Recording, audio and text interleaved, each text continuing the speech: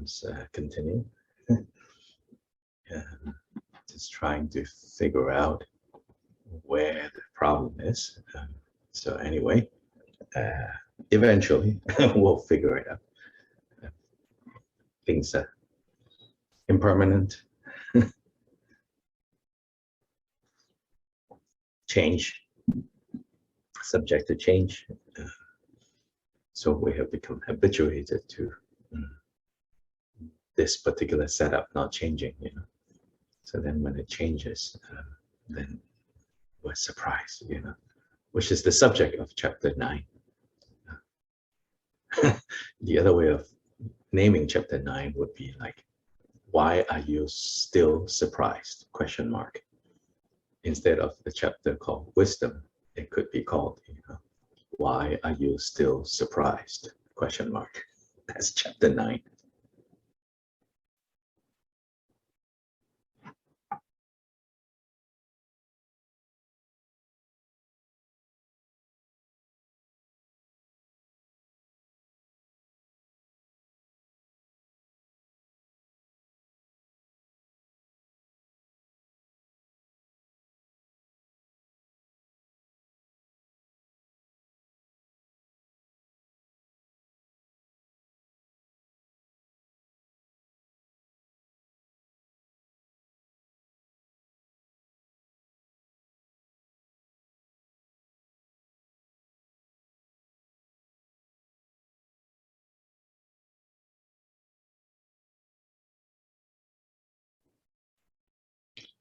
So let's begin with the usual opening recitations.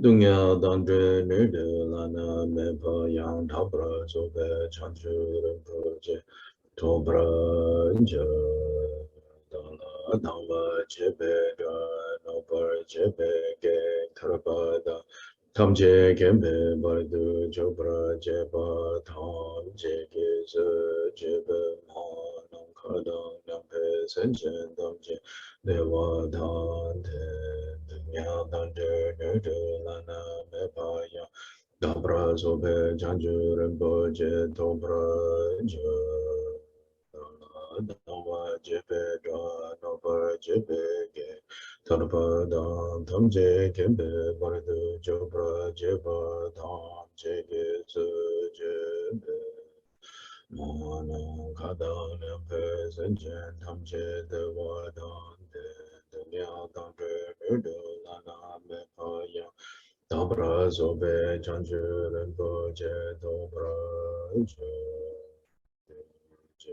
de sama geki bardu lunga yisum gewa lamu maji bardu lunga yisum gewa lamu de sunde nema chanda samji bardu lunga yisum gewa lamu Sanje Jodan Soge Chonama Chancho Bardu Dani Kapsuji Dage Jinsa Gebe Sonam Ke Gula Peju Sanje Drubrasho Sanje Jodan Soge Jonam La Chancho Bardu Dani Kapsuji Dage Jinsa Gebe Sonam Ke Rola Penjir Sanje Drubrasho Sanje Jodan Soge Jonam La Chancho bardu dani gyatsu chi dagye jinsu kepe sonanke Dala penjir sanje drupra shu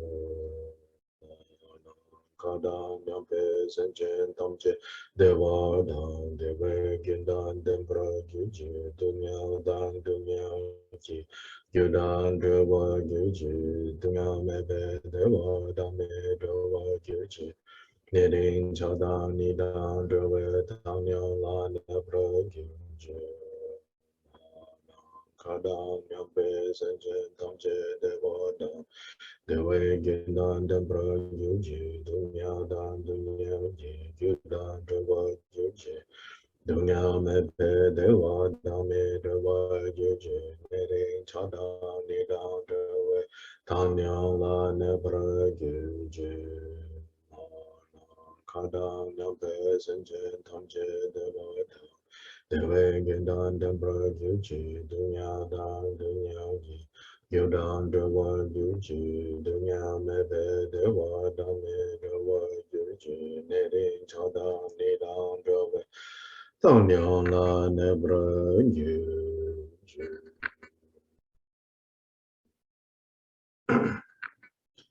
In all the worlds of the ten directions, like Tathagatas, before each of you, lions among humans, I prostrate joyfully with body, speech, and mind. By the power of this aspiration to noble deeds, all conquerors appear vividly in my mind. With as many bodies as there are atoms in all lands, I prostrate to all you conquerors. In each atom of Buddhas, numberless as atoms, all in the midst of the heirs of the Buddhas. Thus I conceive of this Dharmadhatu as completely filled with you conquerors in this way. With infinite oceans of praise and oceans of diverse melodies, I sing the excellent qualities of all you conquerors, and praise all of you gone to bliss.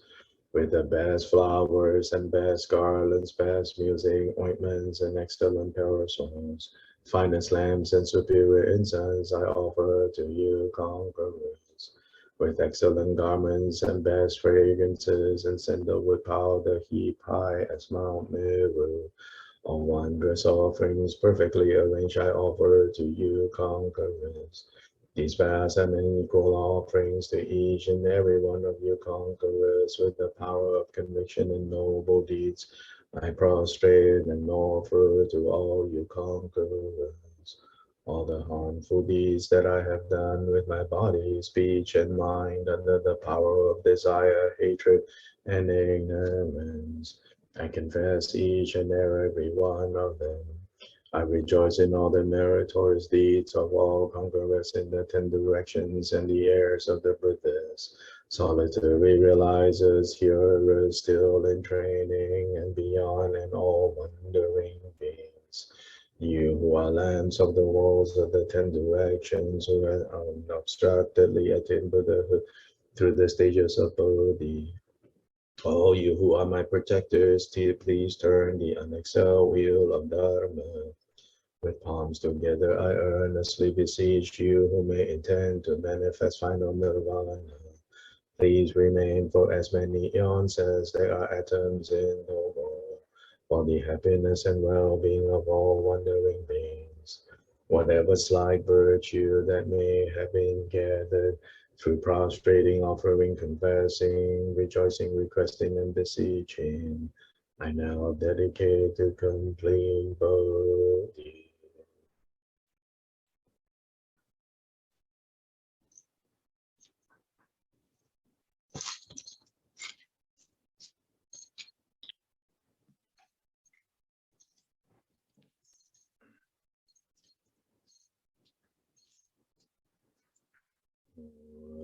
Zoji Buki Jushin Medo Dram Rira Shin De Gepade Sanje Shinto Mikte Puwa Yi Joku Namda Shinla Keware Shu Nyozo Lame Tsunam La Chinang Sangsun Deshin Niki Ju Dalu Longcho Langsi Yongshe La Lame Jogi Ngordem Zedo 上次我当究竟上报当接受依然不行，说我也给我就是当一切上报，他们接受被讲这，我他今天让他们的了，后来的就说。现在南极三八的我也记得记得了。解救独梦特把也终结过了，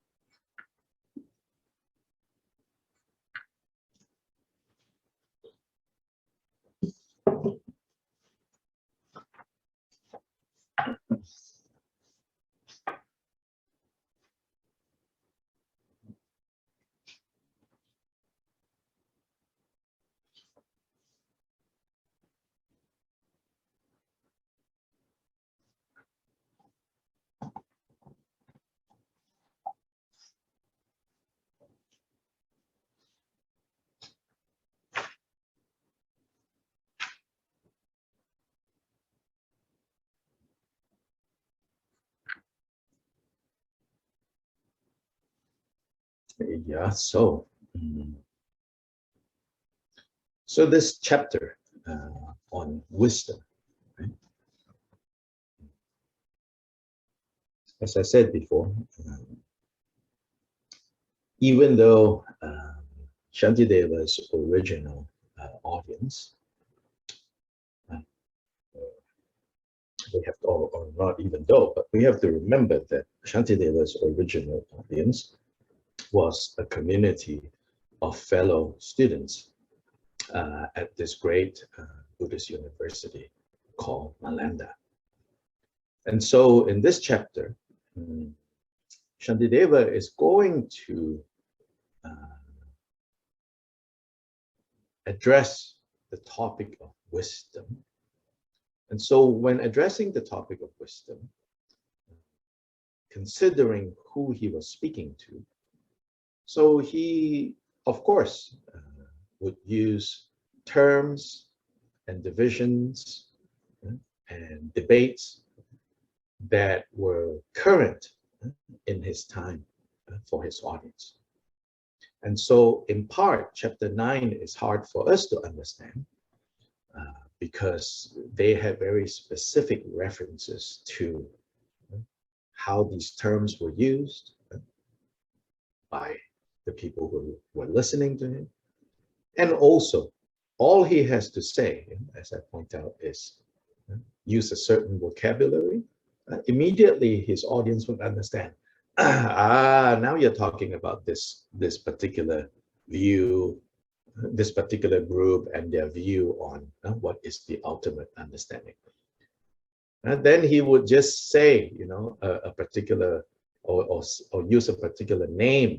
Immediately, right? His listeners go, now you're talking about that debate. Now you're talking about that debate, right? So bear in mind that chapter 9 is hard for us to understand because we are not schooled. We are not educated in the same way that makes it easy for us to understand.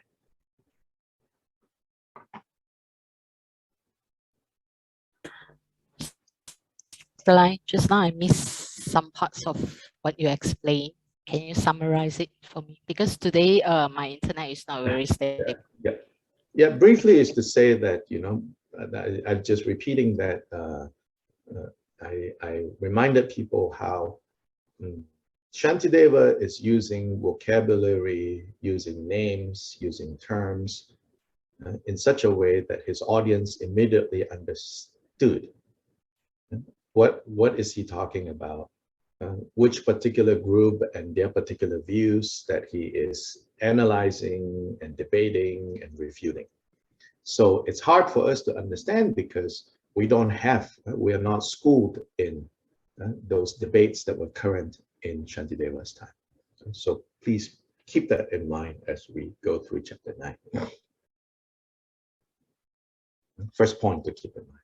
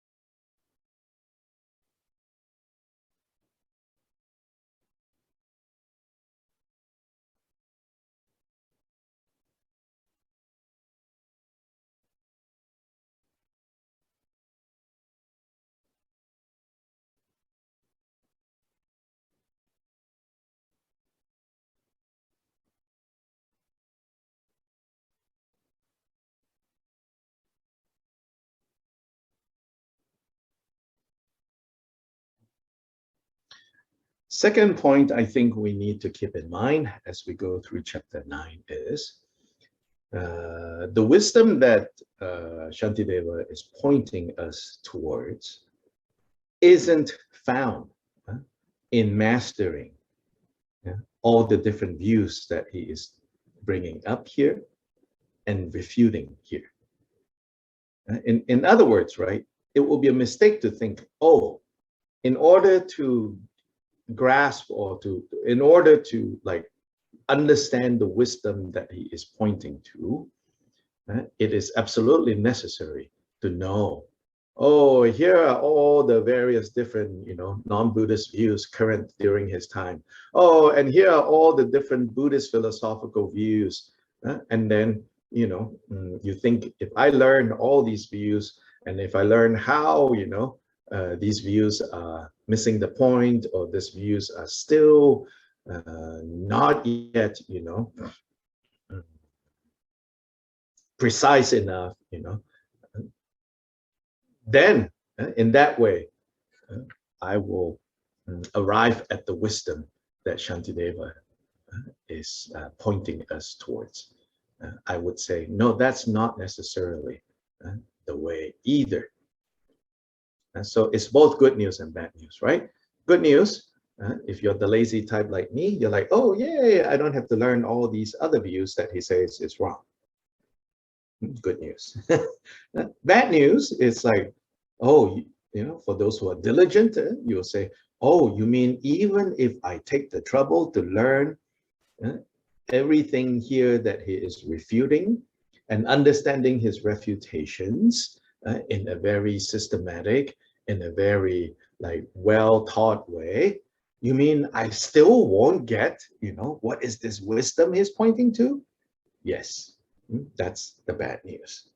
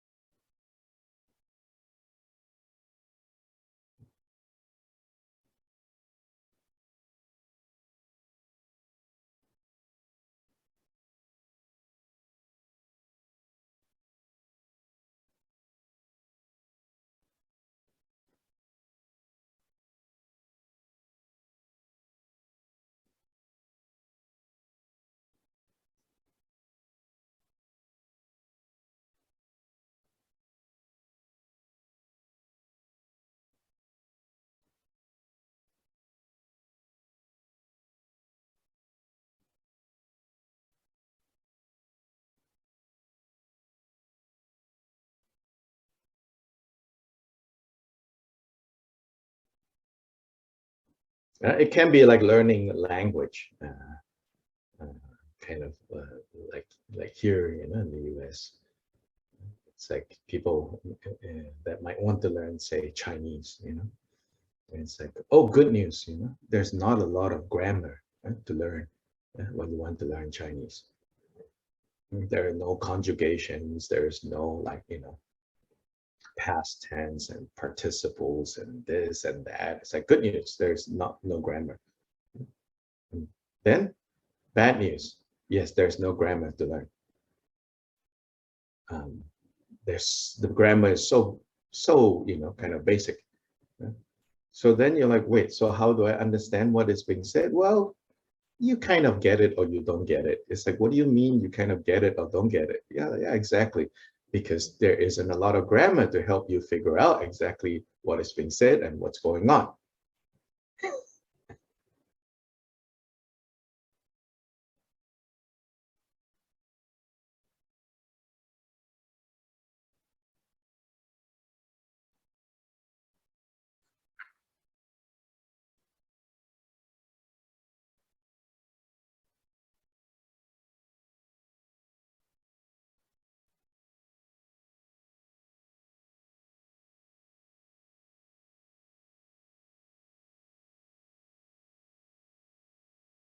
Yes, sometimes subject is not given, or often subject is not given, then often object is not given.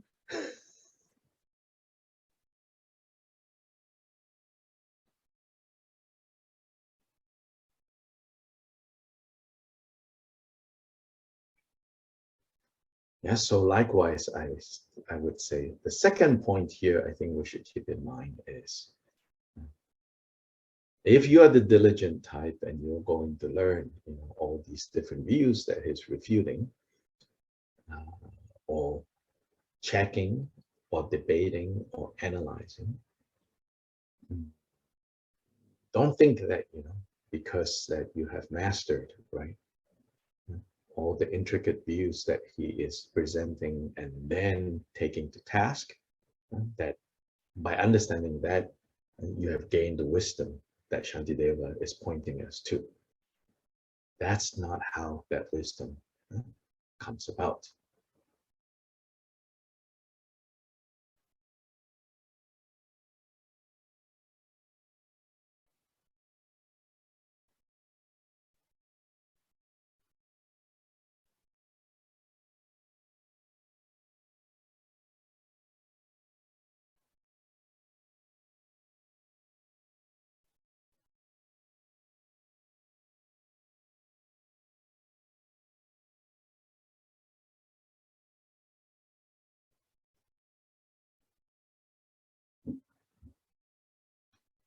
That Shantideva was talking about these various positions and debating, refuting these various different positions, is because it's specific to the audience that he's talking about. So imagine if Shantideva was alive today, and he was like giving this lecture to his fellow students at Oxford University in their philosophy class, then he will take to task a very different set of like beliefs and assumptions and theories and speculations that we currently have.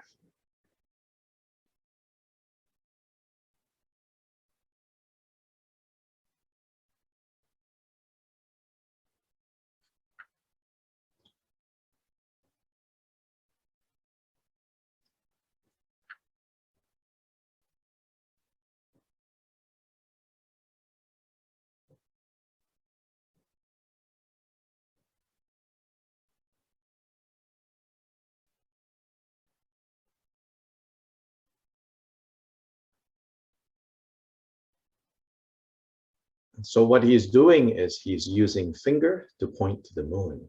So he's using a finger that is familiar to his audience.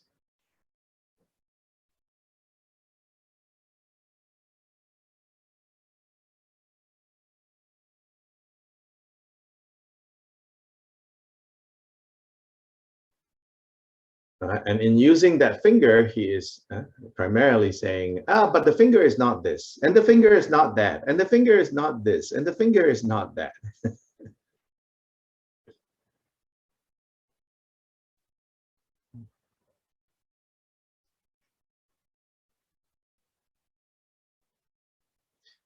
In a way, you can say that he's not even saying the moon is not this and the moon is not that. It's just kind of like, no, no, no, no, that's not that finger. No, no, no, no, no, this is not the finger. Over here, finger is over here. So he's clarifying, which finger we should be looking at that is pointing at the moon.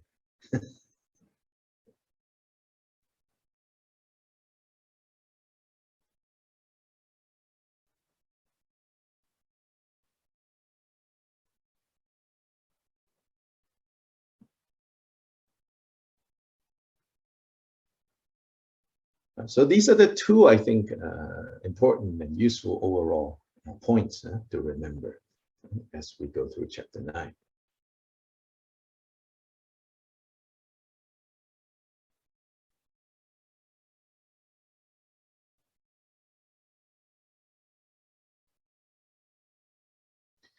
And then maybe then a third point, a different kind of point, but the third point for us to bear in mind is overall, we should say, so what does this wisdom pertain to? Well, you could say that this wisdom pertains to the question of self, of self, of I, of selfhood.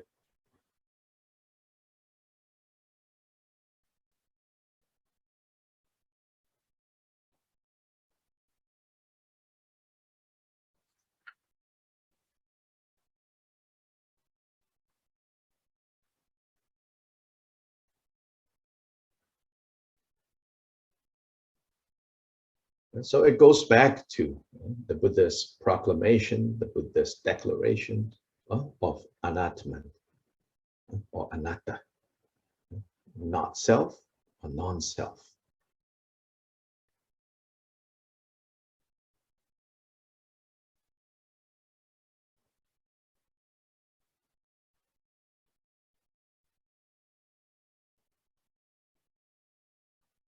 Buddha's teachings on anatta or anatman, not self, non-self, was given in order to dispel the root of all our confusions, which is then the confusion pertaining to the issue of self.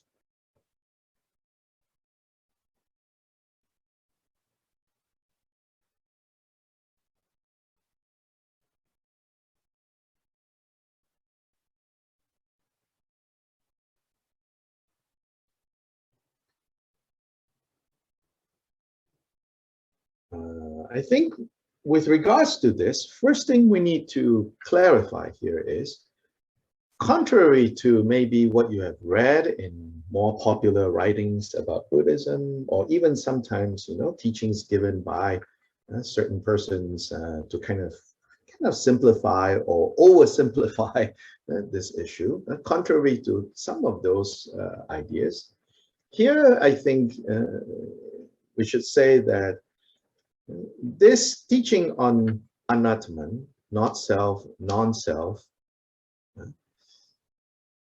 first of all, I think it's important to see that the Buddha is not saying that no self whatsoever exists.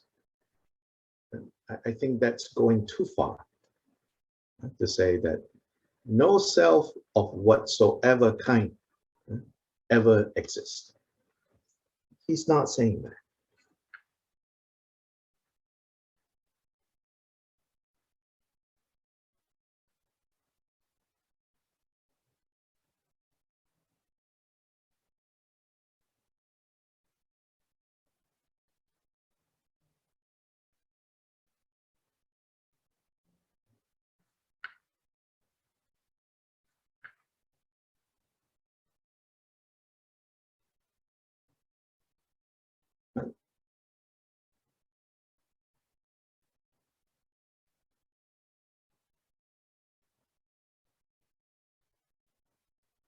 Another way to put it is the Buddha wasn't making a universal statement or an abstract statement of philosophy where he declares, no self whatsoever exists, period.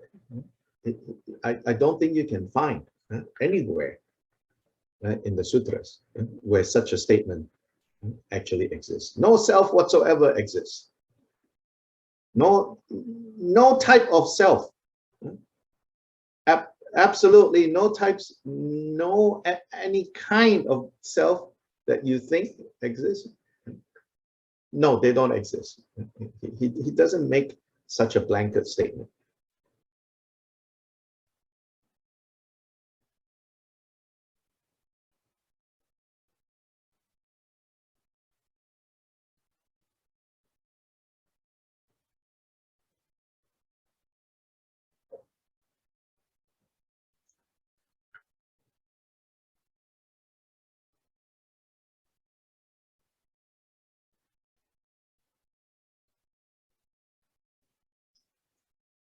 But rather, whenever he taught about anatman, not self, non-self, it's always in relation to a particular situation or a particular way in which somebody says, this is myself, this is myself. Then the Buddha will say, no, that is not self. So when somebody says, my body, this is the self that I'm talking about. The Buddha will say, no, your body cannot be yourself. Or when somebody says, oh, my mind is myself. But the Buddha then leads this person to see, no, your mind cannot be that self that you're talking about. Then somebody will say, oh, but then my spirit is myself. Then the Buddha will go there and say, well, what is this spirit? No, the spirit is also not self. Then somebody might say, oh, the universe is myself, using a more modern, maybe new age, expression. The universe is myself. And Buddha says, no, see how that cannot be self. Or somebody might say, oh, God is myself. Then Buddha will say, look, how can this God, and what is this God that is also not self? So it's always in relation to somebody identifying with something and saying that is self. Buddha will lead that person into seeing the problem, the faults, the imprecision of saying, oh, this is self, oh, this is self, oh, this is self, oh, this is self, oh, this is self, oh, this is self. It's always in relation to some tightly held feeling or belief that, oh, this is self, that the Buddhas will lead that person into seeing how, that is not self and that cannot be self.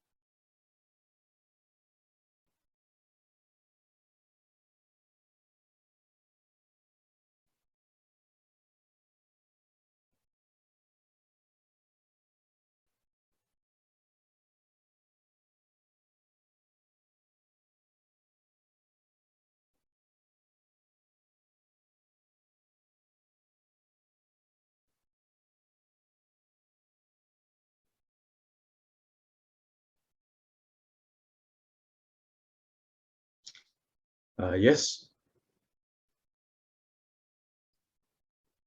Are you saying that it's all, since it maybe can't be defined, it's almost by default there's no self? It's you can't grasp it, understand it, define it, so therefore no, it's not an issue of it cannot be defined. okay. Yeah. It's not that it cannot be defined and it's somehow there. No, the Buddha would not go in that direction.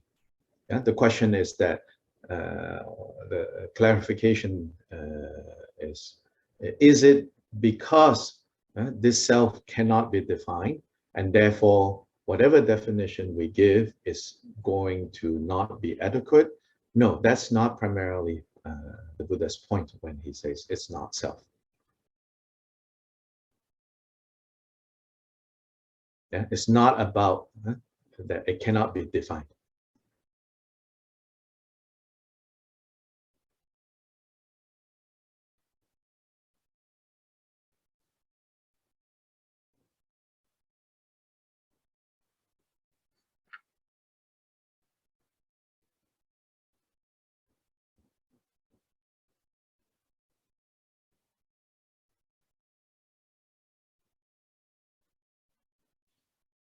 If we say that it cannot be defined, then we are already saying that, oh, something is there. It just cannot be defined with words. But the Buddha will not go in that direction.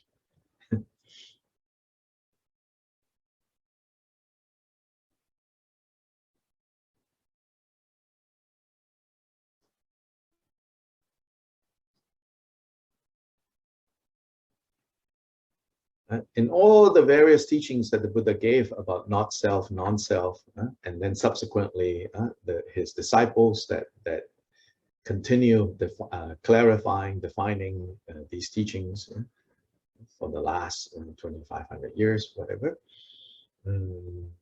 they are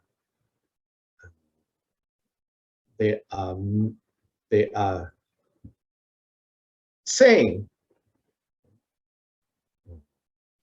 the self cannot possibly exist in the ways that you and I think it exists.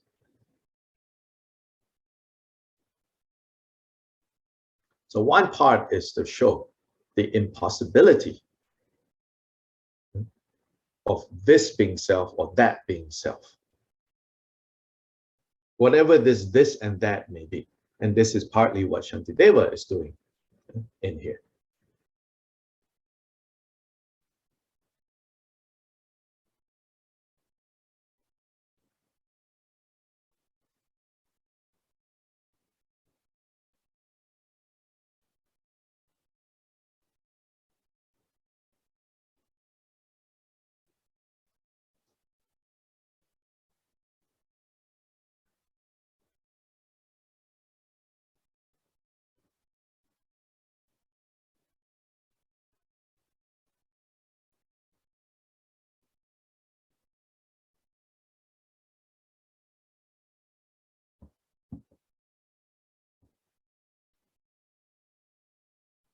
Yes.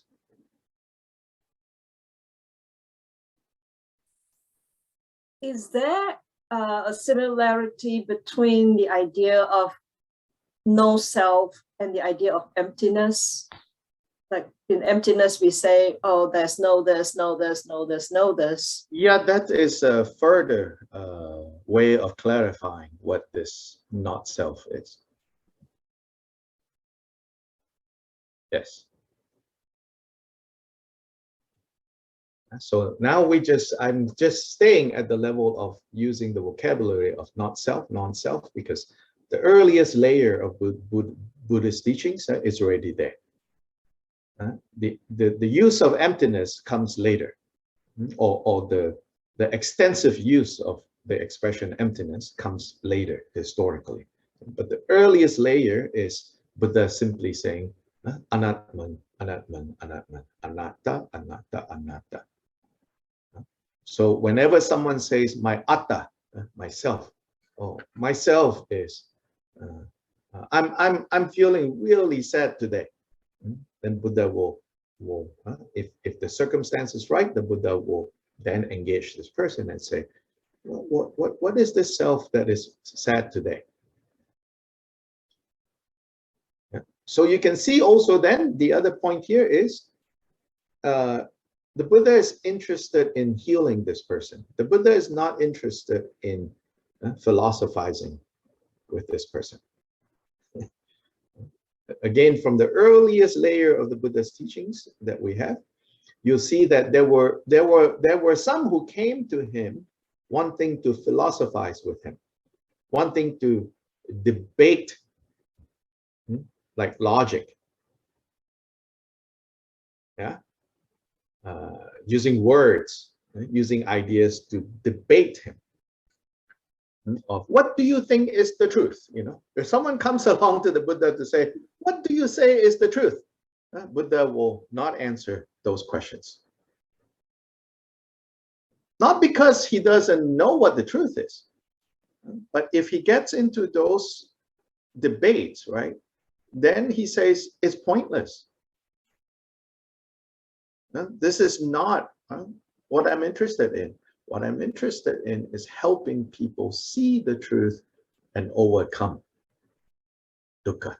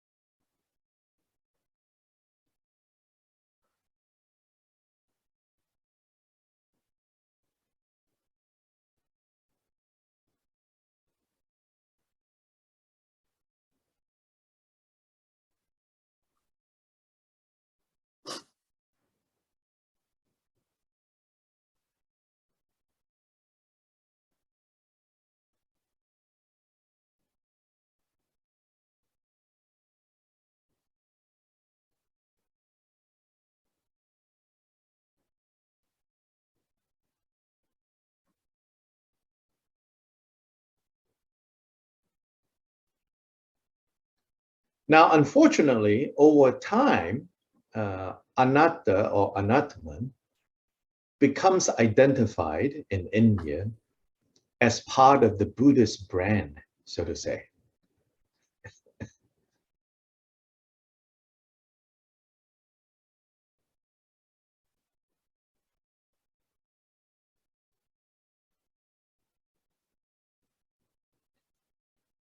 Then it got turned into like a Buddhist, so kind of the Buddhist philosophical identity is they are the not self people.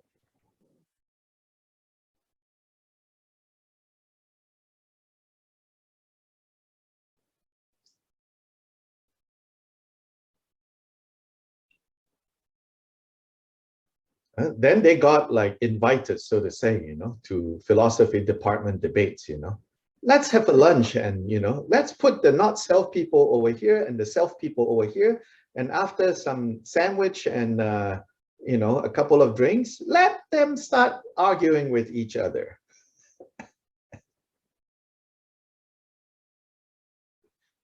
And see who wins, you know.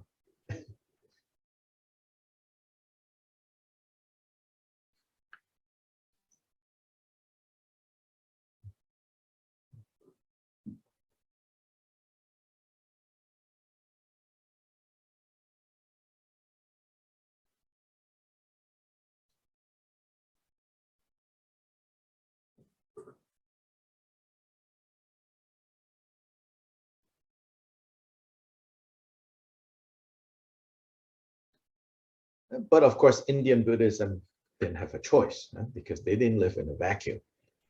As much as we as Dharma practitioners should understand, Buddha gave those teachings not so that Buddhists can go attend philosophy department debates. Nonetheless, you don't live in a vacuum. There are, so to say, right, Indian philosophy department debates. So then the Buddhist community have to produce Buddhist philosophers to go debate with Hindu philosophers and Jain philosophers. And Hindu is not just one religion. Hindu is a family of religions. So the many different Hindu philosophy professors expect, the Buddhists to field their professors, so to say, to go debate. Sorry, Dr. Lai. Can you repeat this part? What did you hear? In Indian Buddhism didn't live in a vacuum. Indian Buddhism didn't live in a vacuum. They don't have a choice. So they, even if there are Buddhists who understood that the Buddha gave these teachings not for debate, but for overcoming the basic confusion, right? They didn't have a choice because Hindus have questions, Jains have questions. So then they have to develop, Buddhists have to develop a whole gang of Buddhist debaters and Buddhist philosophers to go defend the Buddhist position.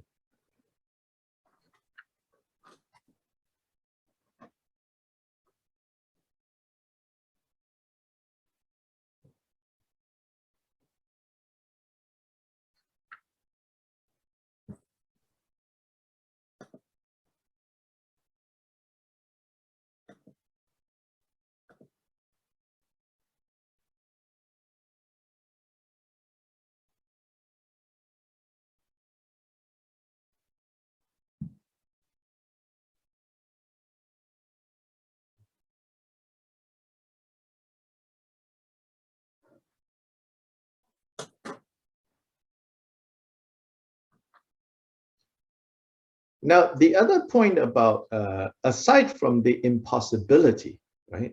Like the self that we cherish so much cannot possibly exist in this way, this way, this way, this way, this way, this way, this way, this way, this way, right?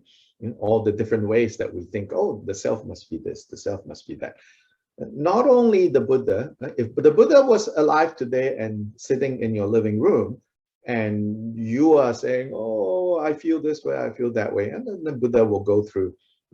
So whether it's Buddha, Shantideva, any of these figures, they will show how, no, that's impossible, no, that's impossible, no, that's impossible, no, that's impossible, that's impossible, that's impossible. Aside from the pointing out of the impossibility of the self existing in this way or this way or that way or that way, they also will point out the undesirability, how it is undesirable, how it is not useful, not fruitful to think, oh, this must be the self, this must be the self, this must be self, this must be the self. And so not only impossible, but why? It's undesirable. Why? It's not skillful. Why? It's not useful.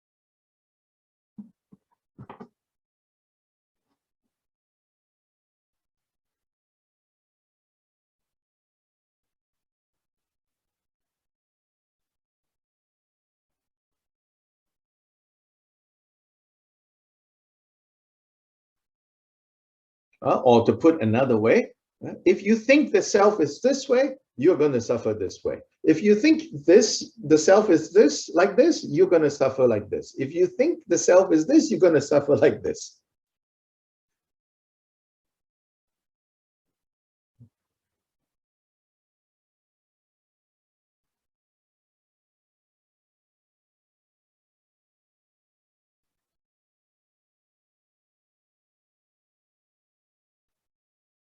And some of you might say, oh, I don't want to think. Maybe then I won't suffer.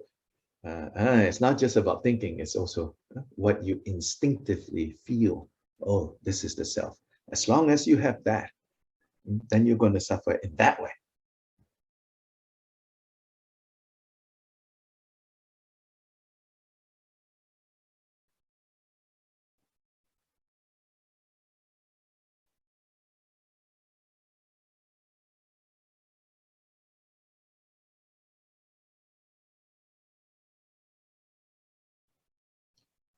So don't be intimidated by Shantideva in a way, and don't feel like, we need to get into every single detail that is brought up here, because because he was speaking to a particular audience educated in a particular way, so he was using terms and terms of debate that his audience understood. If you imagine Shantideva actually teaching us, or a group of farmers, then I'm sure, chapter 9 would look rather different. But just the words are different. What he's pointing them towards, whether it's the scholars of Nalanda or the farmers of the Nalanda countryside, where he's pointing is still the same.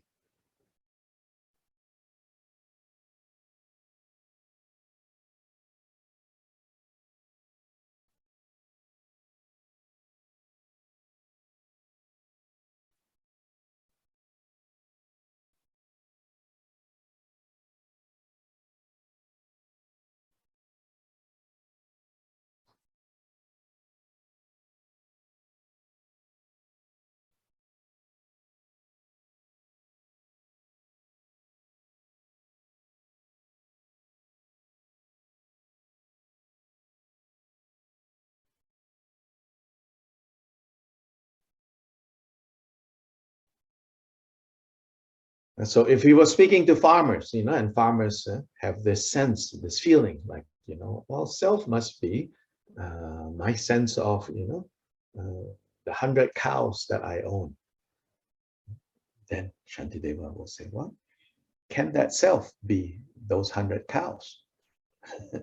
He will show them the impossibility of self being the 100 cows, and also the undesirability of thinking, of feeling, of identifying with those cows as yourself.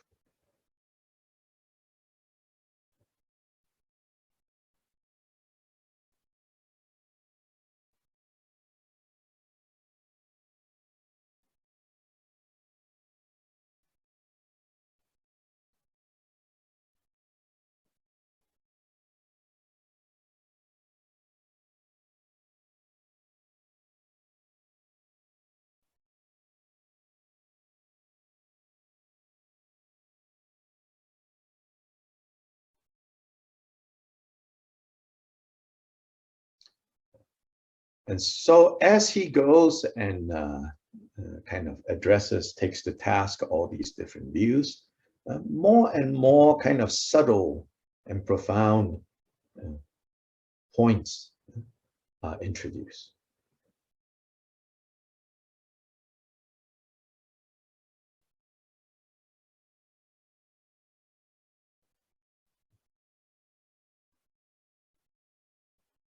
So there's one division of eventually in the Buddhist tradition it's expressed in this way. It says in the Mahayana tradition, it says that in fact there are two levels. Generally, they say that if you summarize all the different permutations of this mistaken ideas and feelings about what self is, Basically, you can divide all of them into two groups. One is the type of selfhood that arises with relation to your own person. In other words, you could say a more personal based sense of self. It's one kind of mistaken self, one kind of impossible self.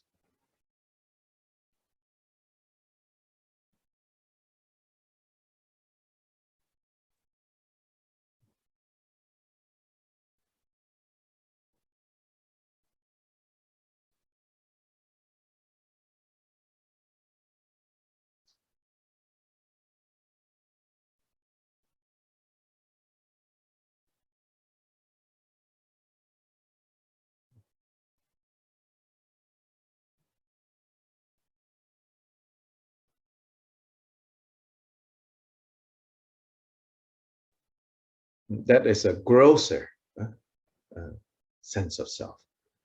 Then the second type is a more subtle sense of self.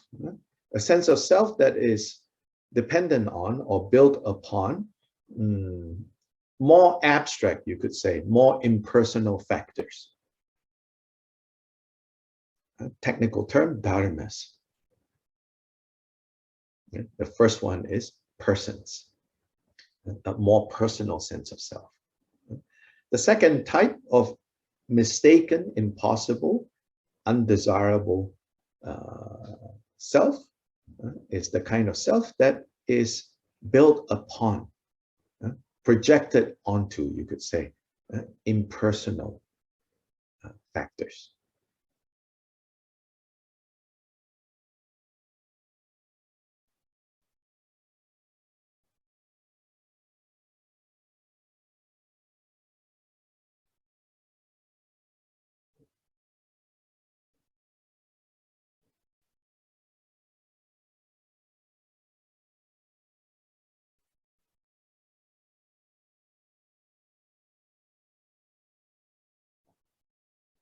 So persons and phenomena, those two ways in which our sense of self can build, our mistaken sense of self can build upon, from persons and from phenomena.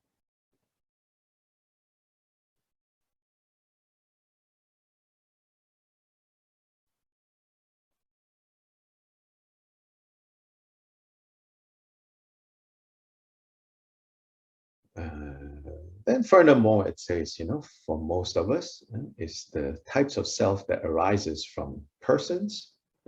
So in other words, a grosser form of self that we need to be mostly concerned about. Then they say, well, then bodhisattvas at the 8th level can begin to address the deeper, more subtle sense of self, but nonetheless mistaken, that arises.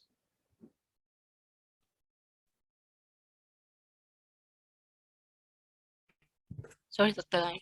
Bodhisattva of 8 levels can address? Yeah, can begin to then tackle the more subtle mistaken self, which is projected upon phenomena, upon dharma.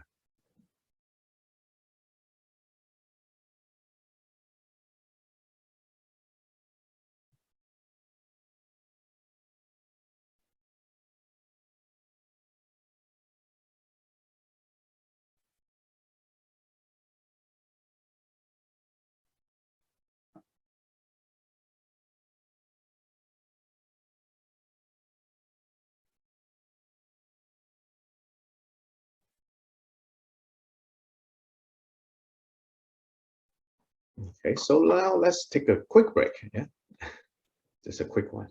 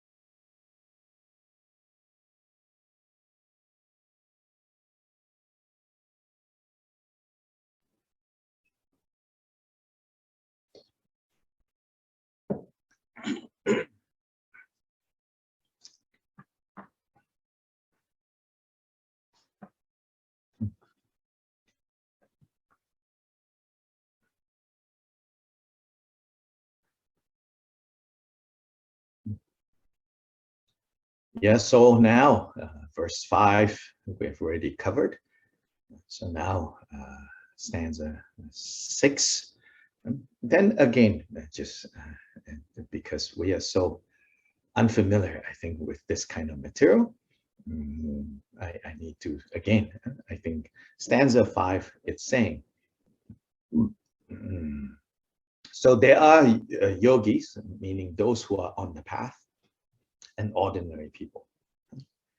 For both yogis and ordinary people, appearances still turn up. Relative appearances will still turn up, will still turn up in the experience of yogis and the experience of ordinary people. Where the difference is, yogis don't just accept appearances as they appear. Yogis are also aware of the reality of these appearances, whereas ordinary people who are not on the path, are completely oblivious to the reality, that there is some kind of reality behind these appearances.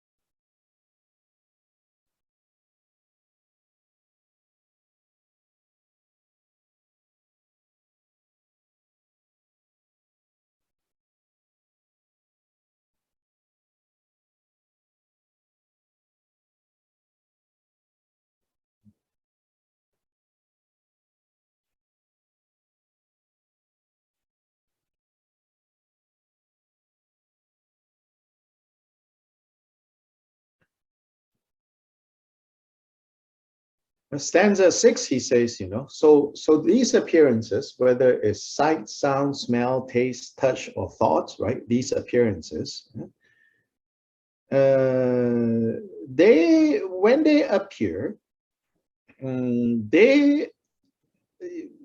what we think they are is merely based on a shared kind of agreement. Oh, this is what it is. But that if you analyze them a little bit, then their seeming reality becomes a bit shaky.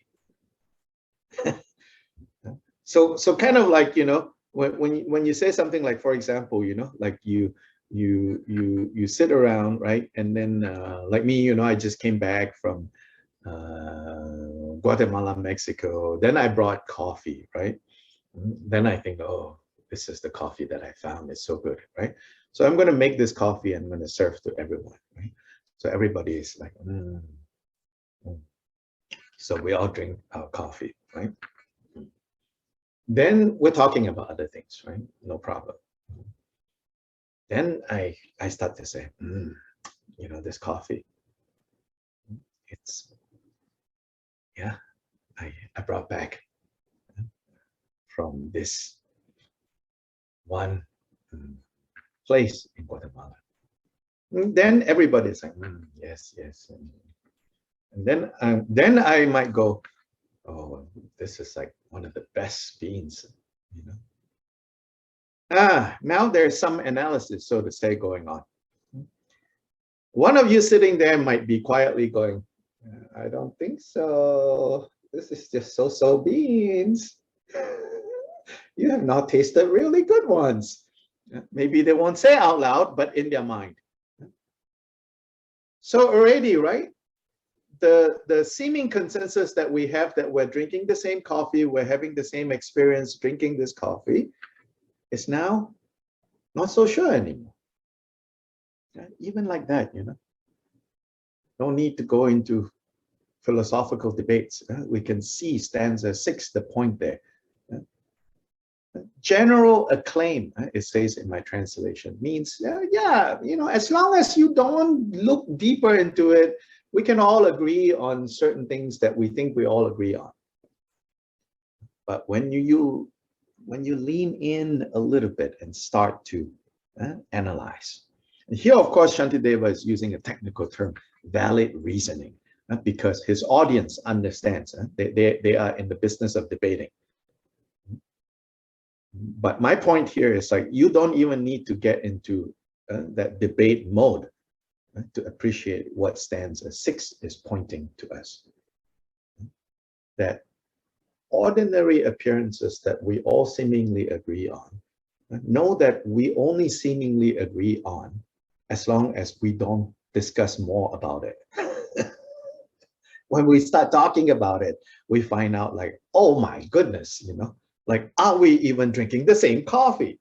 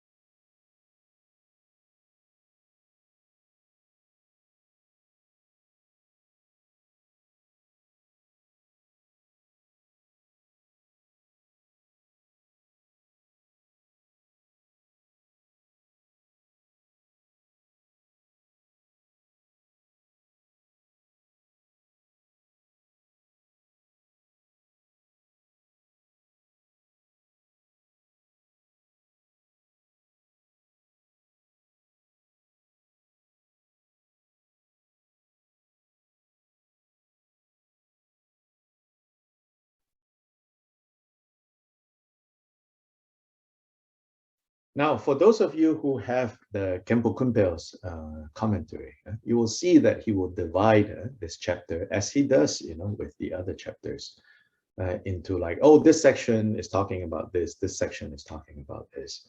And so here, this section that we're in now, he specifically, he says, this is where Shantideva is taking to task the Shravaka understanding, meaning like the Hinayana philosophical positions. Then next section, so he identifies like verses 6 to 15 as addressing like the Shravaka or the Hinayana viewpoints.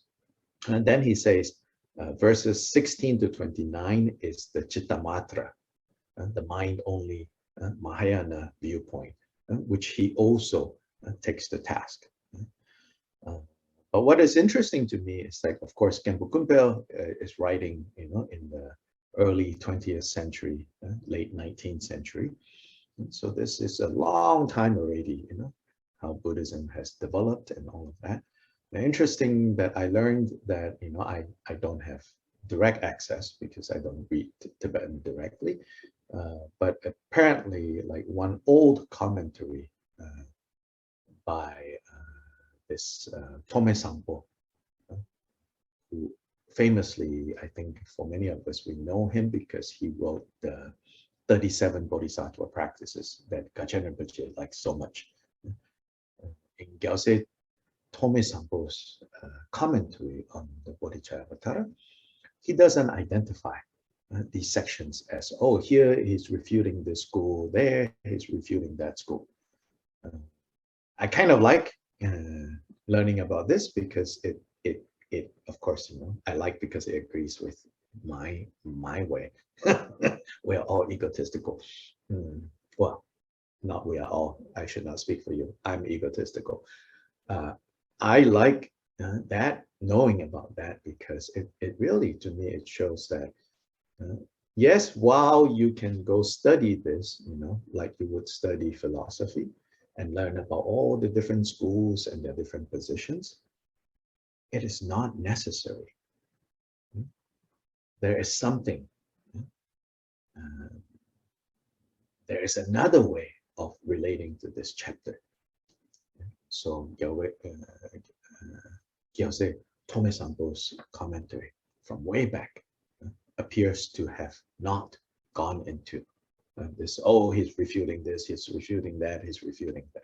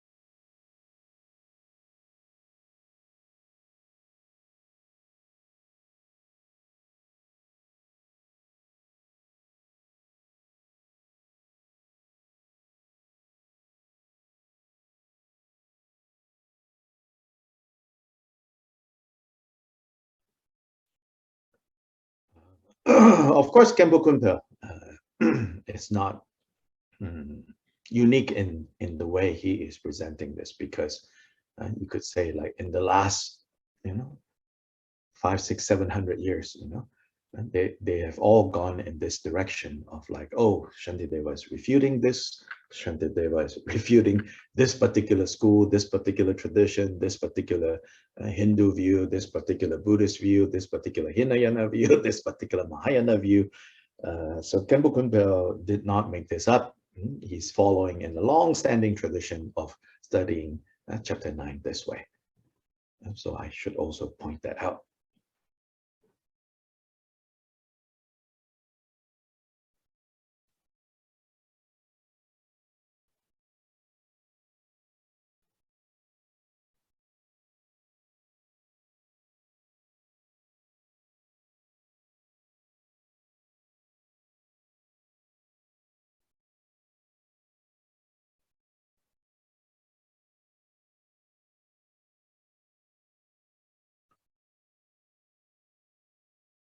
But there are also advantages to not studying chapter 9 in this way. So now we will try to kind of capitalize on our shortcomings, on my shortcomings, which is that I'm not able to go through chapter 9 with you in that scholastic way. So let's kind of make the best out of this to see if there's another way of receiving chapter 9 that is not about, oh, this school is wrong in this way of thinking is wrong in that way, but rather that these points, how does it shine a light on how I might sometimes think of things this way, think of things that way, relate to experiences this way, relate to situations that way. To go at the chapter 9 from this perspective.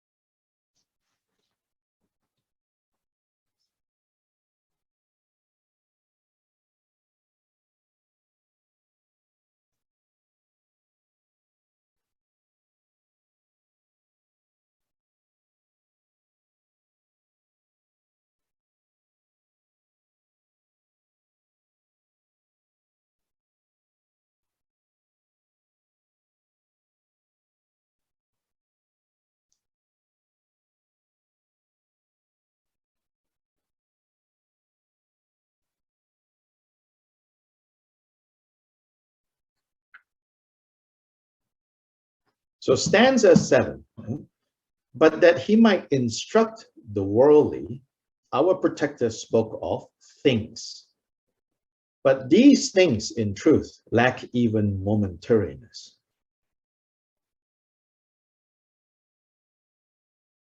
So the first 3 lines of stanza 7. The 4th line belongs to the next stanza.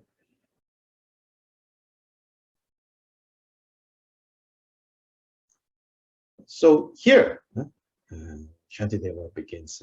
He's telling us, he says, the Buddha, fundamentally, when the Buddha teaches, he teaches the worldly. He's not teaching other Buddhas, right? Other Buddhas, other awakened ones, don't need to be taught anymore.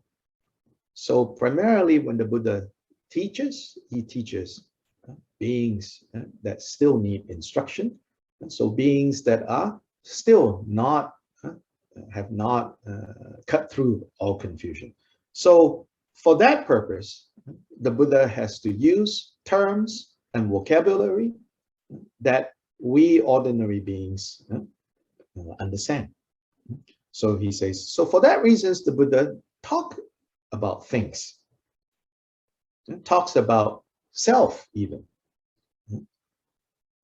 For that reason, the Buddha would not say, oh, as Buddhists, we have to get rid of the vocabulary things and the vocabulary self.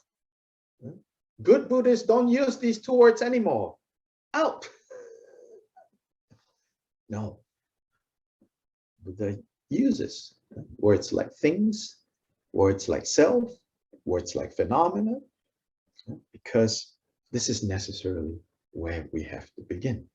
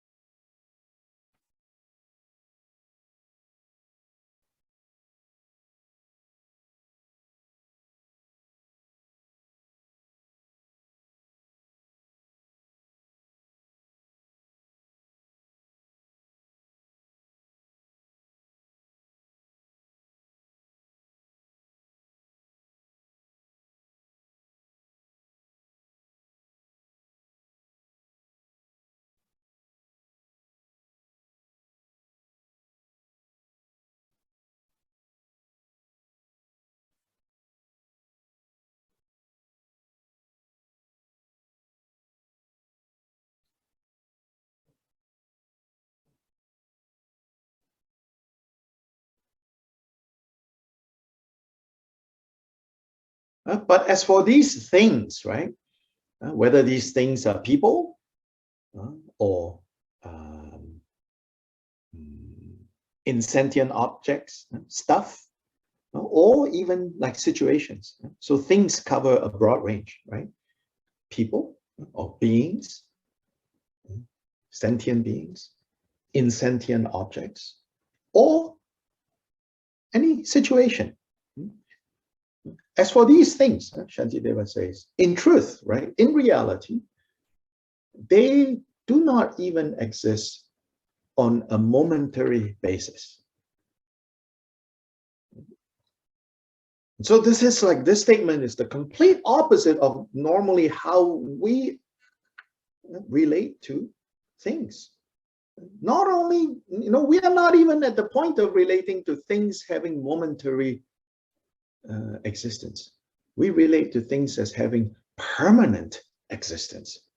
Here Shantideva says they don't even have momentary existence, much less the permanent existence that we habitually kind of project onto things. Shantideva says, in truth, they don't even exist momentarily.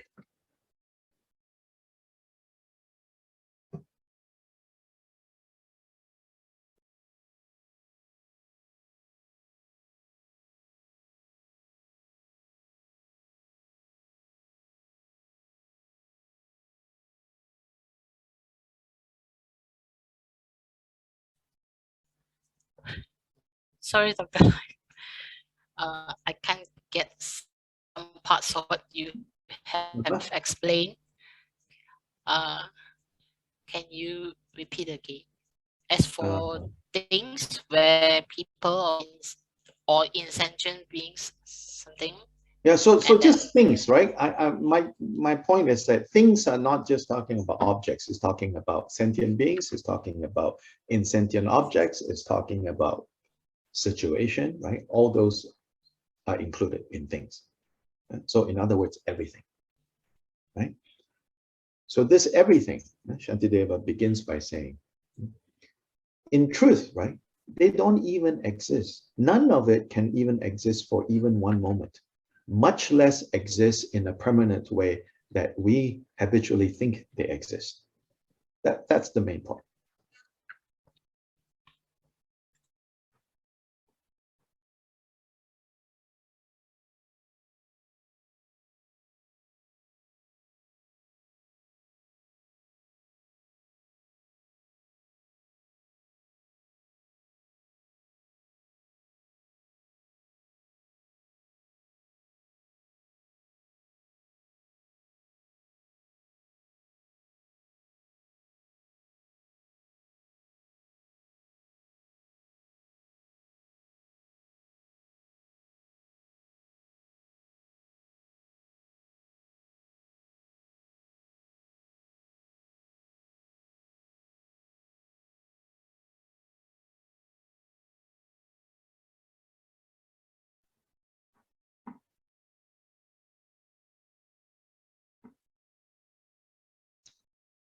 Yeah. So these three lines, we should not skip over so quickly. These three lines here, we should not skip over so quickly. Because, if we, again, if we get in the mode of like this as an academic scholarly debate, then we're like, oh, yes, now we get to the main point. No. I think for our own growth, we need to see how, even before we can get to this momentariness business, we need to see how we habitually, everything exists permanently. Just like my computer problem, like I still cannot get over, right? Why is it, not allowing me the external camera and the external microphone when it has gone on for like more than a year now, 2 years. I've been using it. I've not done anything different. Why is it now changed? See, I may not use the word like that is a permanent situation, but my feelings towards it is that it's permanent. But then now, this permanence is not there anymore. You know? So this is how we habitually behave. Because of being conditioned by habits, we project permanence onto things. So here, first thing Shantideva is saying, that permanence is not there. In fact, not only permanence is not there, because if it is not permanent, right, then you say it's impermanent. In terms of it being impermanent, the Buddha did, use the expression momentary. He says, in some ways you could say, if things exist, they only exist for that moment, meaning that moment of perception, and that's about as long as it exists. Because in the next moment, right, a different perception, even if the object that is being perceived is the same object, but that is subject to further explanation. But let's say, right, there's me, and I'm looking at this object, right, which conventionally we call the mouse, which, by the way, is not that sentient creature with a tail and running around, right? So we call it the mouse, right? Let's say this object is permanent, but the experience, my experience of this object, my perception of this object, is only if there is any reality to this experience, that reality can only exist for one moment. Why? What is that one moment? That moment is the moment of mind that perceives this object, followed by another moment, followed by another moment. But in each of these moments, my mind has changed, Maybe in the first moment, right, where I'm still not very present, I perceive it, then I only perceive it in a certain way. In the next moment, I'm perceiving it in another way. So in that sense, this is what we call momentariness. Of course, Shantideva here says, actually, even that moment is not as real as you think it is.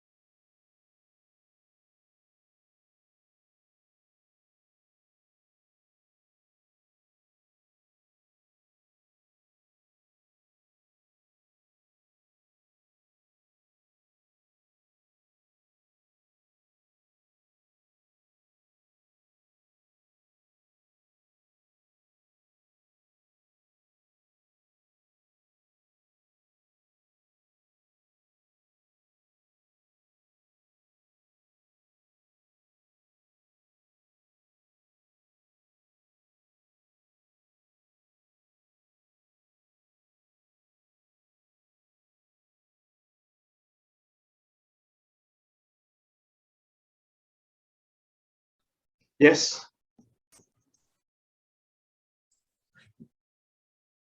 Is this, Can barely hear. is this existence? Can you all hear Judy? Okay, or it's just me? Oh, okay, then it's just me. Yeah. Is this existence because of interdependence, dependent arising, as if we're looking at something in a particular moment, that moment of perception is dependent upon whatever it's dependent upon. But in that particular moment, there's the potential for something else having happened, which could change. That moment could have been different. So that's where the lack of existence comes in, because there's a potential for different things in any particular moment. Correct. That even that momentary existence that we think is fixed is also not fixed, in other words. Because anything could have happened. Yes. To have made our perception be different. Correct. Thank you.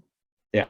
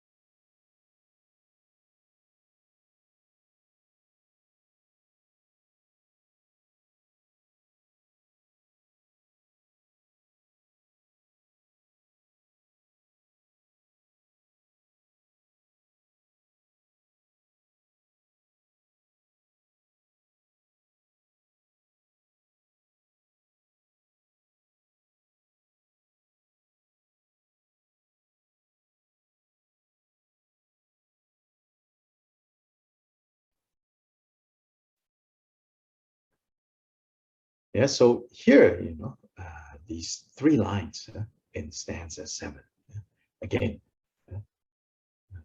a lot is packed into that. Don't like quickly skip to like, oh, there's not even momentariness.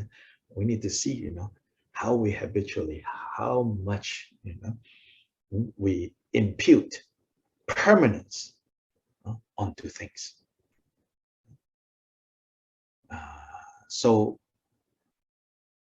So to help us see how much we impute, we assume permanence onto things, the Buddha first said, can you see that things only exist for one moment? Or things sometimes, the word things sometimes can be misleading. I think, again, for us here now, we could say maybe experience. So meaning our experience is not as stable, not as reliable, not as fixed, not as permanent as we think it is. That at most, it only has one moment, which is that moment of perception. It only has reality in that one moment.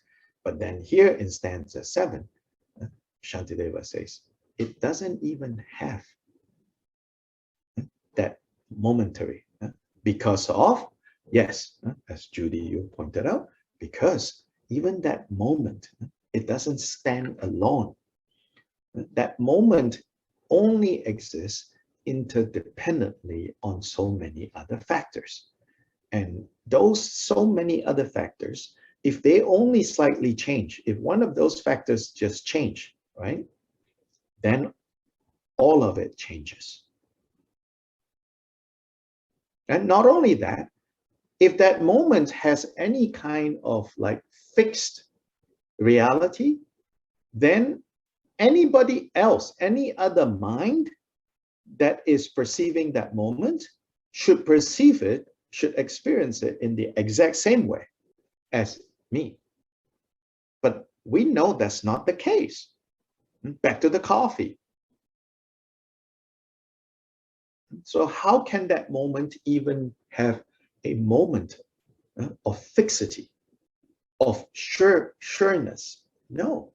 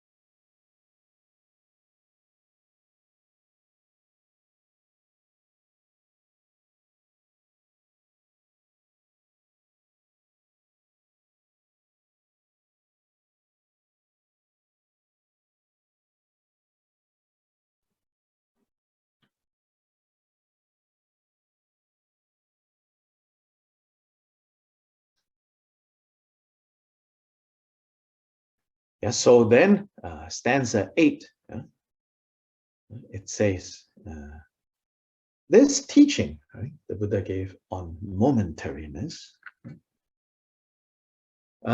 he says, here we need to see how for ordinary beings, when they first understand this point about momentariness, then they will think, oh, this is the ultimate truth of things, that things only have momentary existence. That relatively things look permanent, but ultimately things only have momentary existence. And Shantideva says, correct.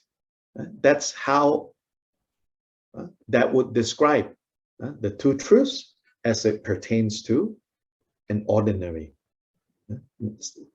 person who is not yet on the path. Maybe now has been introduced to the path, but not yet on the path. Then for them, relative truth is appearances appear to be permanent, but in fact, the reality of appearances is that it's only momentary reality.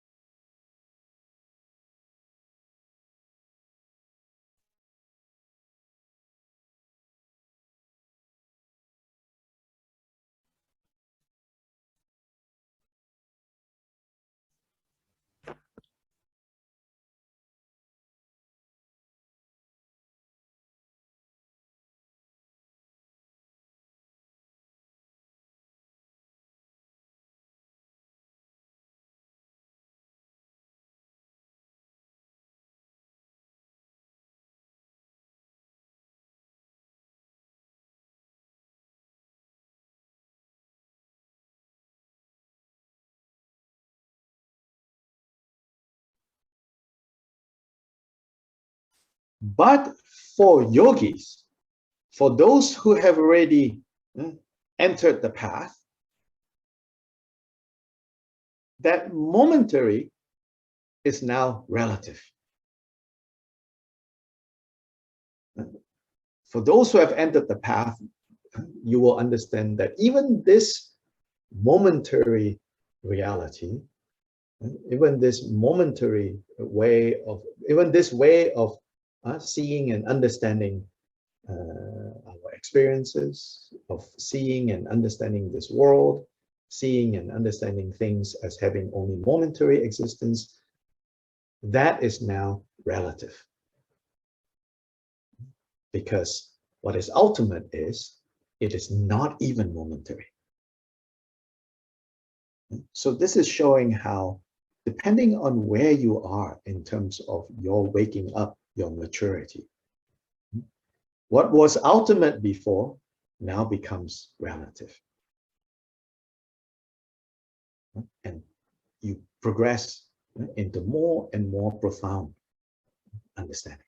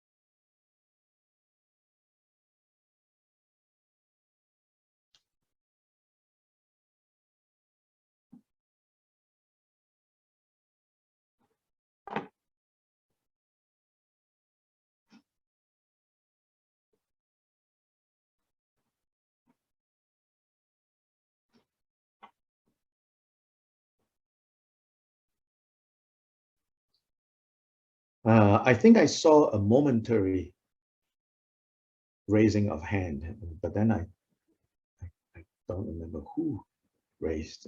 Are there questions or comments?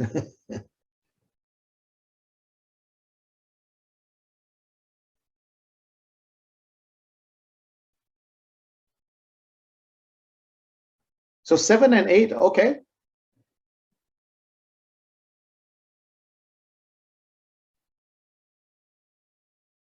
Yeah, because right before that, right, he introduces there is relative truth.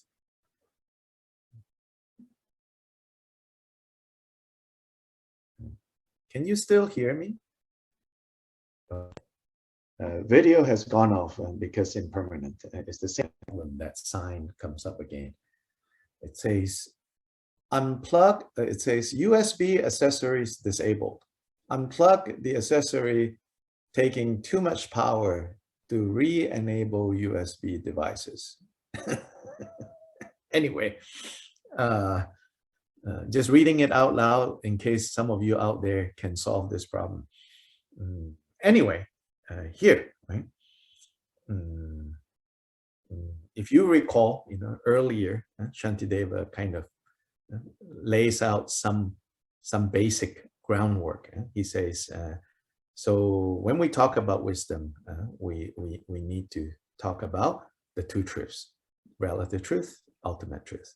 Then also, generally, two types of individuals and how they relate to these two. Common, ordinary, and by common and ordinary, it means those who are not yet on the path. And then what he calls yogis, those who are already on the path. Obviously, even within these two groups, right, they're not like everyone is on the same levels of clarity or confusion.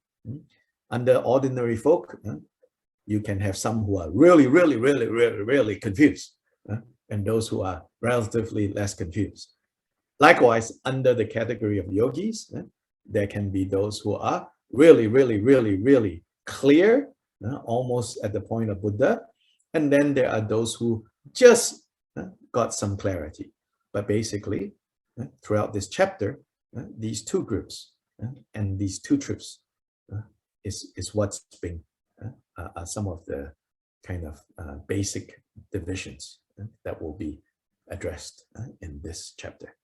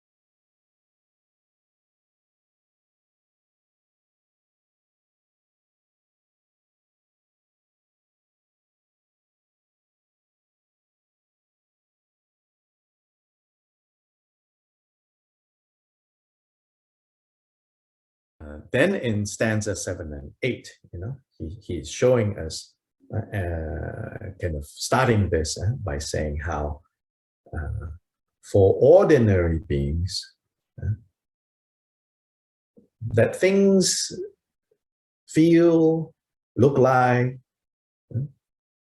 that they are permanent, that you can say that is their relative truth. The ultimate truth is when they can see that actually, oh, it's not permanent, it's only momentary. But for yogis, now he's talking about, for those who have now entered the path, those who have now entered the path can see that even this momentary, in fact, this is just the relative. The ultimate is that momentariness is contingency. That momentariness is not as stable as it seems.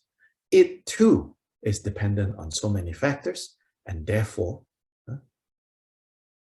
unreal.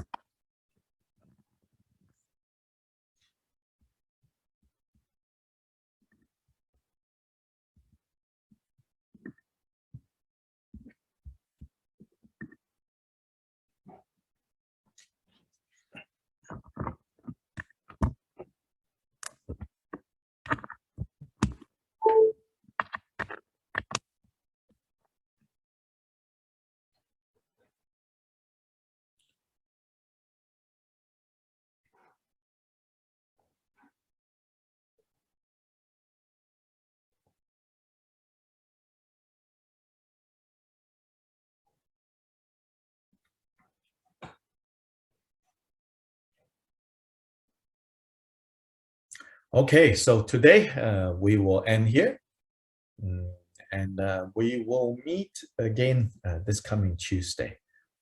Next Saturday, there is no class because I have another program happening at the same time.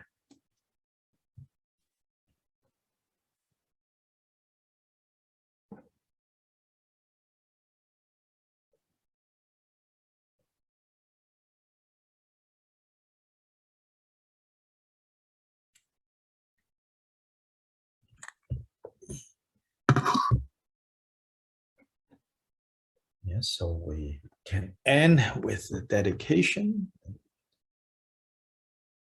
Changchu Samchu Rinpoche Ma Ge Ba Nang Ge Gu Ge Ba Nyam Ba Ne Ba Bo Ne Gong Du Bel War Shou.